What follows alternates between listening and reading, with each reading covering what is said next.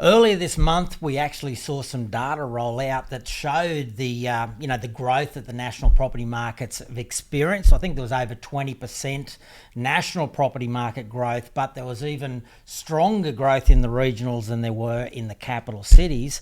Mate, we're seeing some amazing stuff with the disparity between supply and demand, which is really driving property prices, I think. Yeah, it's really understanding, I guess, the time on the market, which is probably non-existent.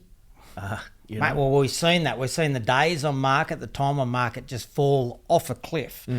Properties are being listed. Many of them don't even get to an open house, because there's far more buyers than there are sellers.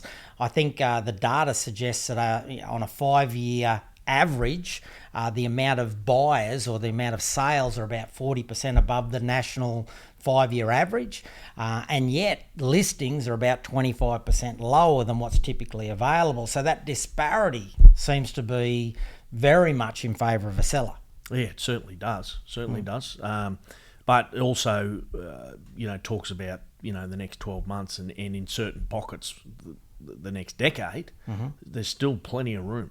Yeah. And when you really study the data, that's well supported by big infrastructure projects that are coming about, government spending and very much a focus towards, the markets that need to be expanded or upgraded to accommodate, everything from remote workers, families relocating, the downsizes and so forth. Mate, it's not too hard to work out those growth corridors and where people need to be investing at the moment. No, that's right. That's right. The push, the population push into those regions.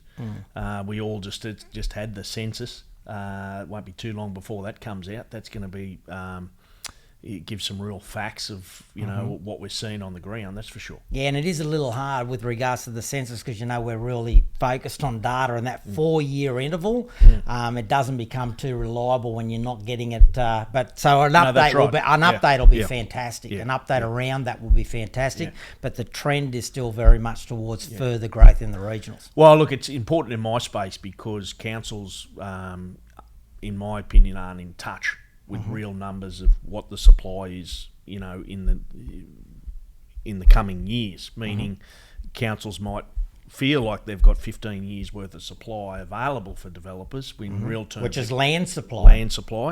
But in real terms, it could be half of that, purely through, it might be in the correct zoning, but sewer infrastructure may not have the capacity. There may be flooding issues in those areas.